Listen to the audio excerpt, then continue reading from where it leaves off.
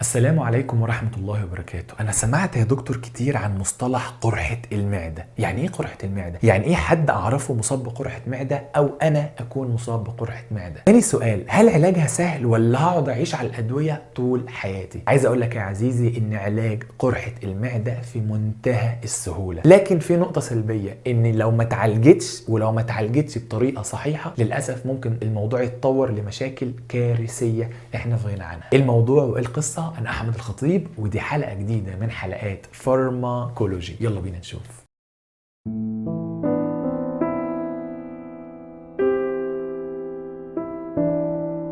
تخيل معايا يا عزيزي ان دي المعدة تقريبا، ده شكل المعدة مبطنة من الداخل بطبقة تبطنها وتحميها من ايه؟ من اي حاجة، من الاكل، من الشوك، من العظم اللي بتاكله، من الحمض اللي موجود في المعدة. مش احنا قلنا ان المعدة فيها حمض قوي؟ الحمض ده هو اللي بيهضم الطعام. لما المعدة تقعد تعمل كده تنقبض وتنبسط، فلو المعدة نفسها مش مبطنة بطبقة قوية تحميها ممكن الحمض ده ياكل الخلايا بتاعتها نفسها. امال قرحة المعدة اللي بيحصل فيها بالظبط زي ما تخيلت كده، في جزء معين من المعدة بيتقطع، جزء بيتاكل، فاي اكل تاكله، اي ملح، حمض المعدة نفسه على طول بيحسسك بحرقان فيها لانها حته مقطوعه، حته مجروحه، كانك بالظبط الجلد ده وانت مجروح وجاي عليه ملح، شويه تحط عليه طماطم، شويه تحط عليه فلفل، فتحس بالحرقان والالام الشديده جدا الناتجه عن قرحة المعدة. دي القرحة باختصار. طب ايه اللي حصل خلى الحتة دي تتقطع واصاب بقرحة المعدة؟ اكيد بالمنطق في حاجات قوية قوي نزلت عليها كتير، بتنزل عليها بشكل متكرر، فهي اللي قطعت المعدة، ما استحملتهاش، الطبقة دي ما استحملتهاش. ايه الحاجات دي اللي هي الاسباب؟ رقم واحد يا عزيزي السكريات. هتقول لي برضو السكريات يا دكتور، هي كل حاجة السكريات هي مصيبة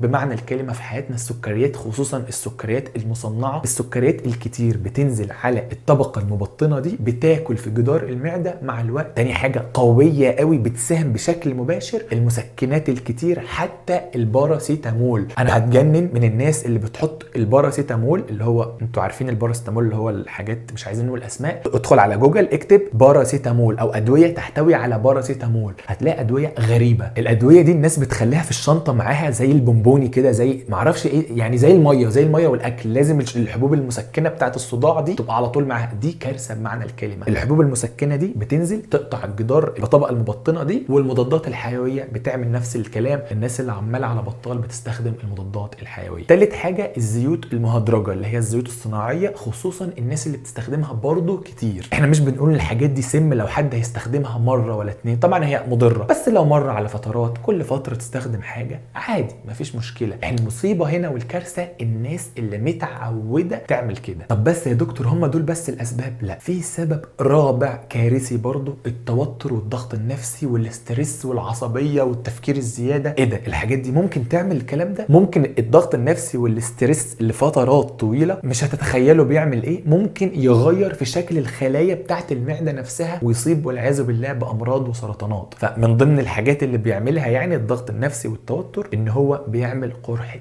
معده. طيب انا قلت الاسباب دلوقتي، تخيل بس، انا عايز اقول لك يعني انت لو منعت الاسباب اللي قلنا عليها دي بس ممكن تخف، يعني بنسبة 80% هتتعالج، 80% حرفيا. عشان كده بنقول لكم فهم المشكلة يساوي حل المشكلة كلها، مع الكام حاجة اللي هنقولهم دلوقتي. ايه العلاج الإضافي مع منع الأسباب اللي أهم حاجة؟ رقم واحد معانا حاجة اسمها عشبة القمح، الويت جراس. ايه عشبة القمح دي؟ بالظبط زي ما انت فهمت، عارفين نبات القمح، النبات بقى بتاعه ده بناخده وهو اخضر ونعمل منه عشبة القمح. عشبة القمح فيها من اقوى مضادات الاكسدة اللي هتعالج اي مشاكل في المعدة، اي مشاكل حرفيا. من ضمن المشاكل دي بتعالج قرحة المعدة. غير مضادات الاكسدة الكتير اللي في عشبة القمح، فيها كلوروفيل اللي من اقوى برضه مضادات الاكسدة اللي بيعالج الجسم كله، ومن ضمنها قرحة المعدة. طب اعمل ايه يعني؟ اشتريها دي جاهزة ولا ازرعها ولا ايه؟ قدامك الخيار زي ما قلت بالظبط، يا اما تشتريها يا اما تزرعها. بتتباع ويت جراس، بتتباع على المواقع العشبيه الطبيه. يا اما انت ببلاش تجيب حبوب القمح وتزرعها عادي جدا. ممكن تزرعها على الميه وممكن تزرعها في التربه. لو هتزرعها في تربه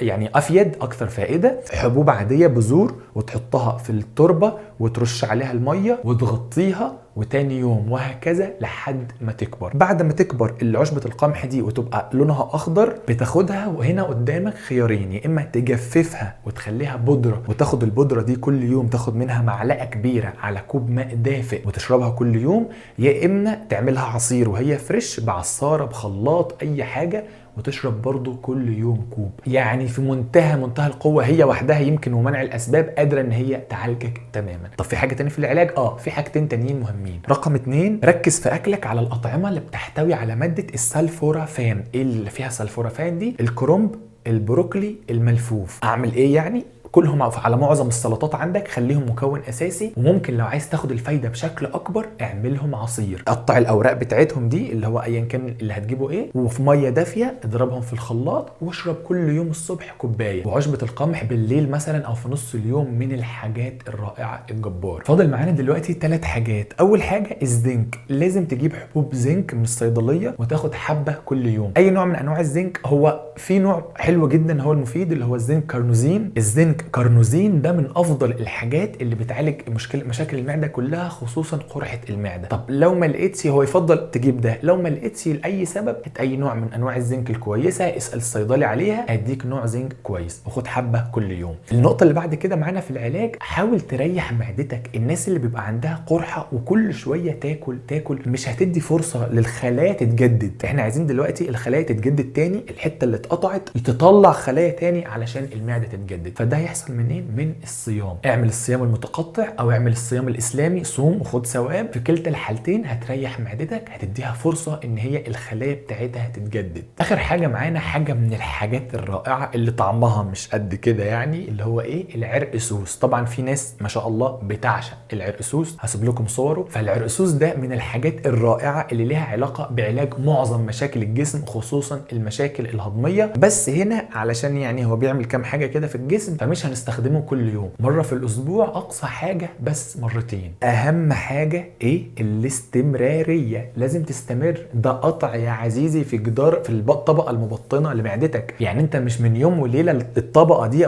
هيلتئم وهيخف، لا، هياخد وقته زي اي جرح عادي. بس تعمل الحاجات اللي قلنا عليها وتمشي عليهم وتستمر عليهم. لو عندك تجربه جيده في علاج قرحه المعده، اكتب لنا تحت، خلي الناس كلها تستفاد وتشوف تجربتك الناجحه. ولو جربت مثلا مره علاج وفشلت او اي حاجه، اكتب لنا برضو تحت في التعليقات. اشوفكم على خير، دمتم في رعايه الله وامنه، والسلام عليكم ورحمه الله وبركاته.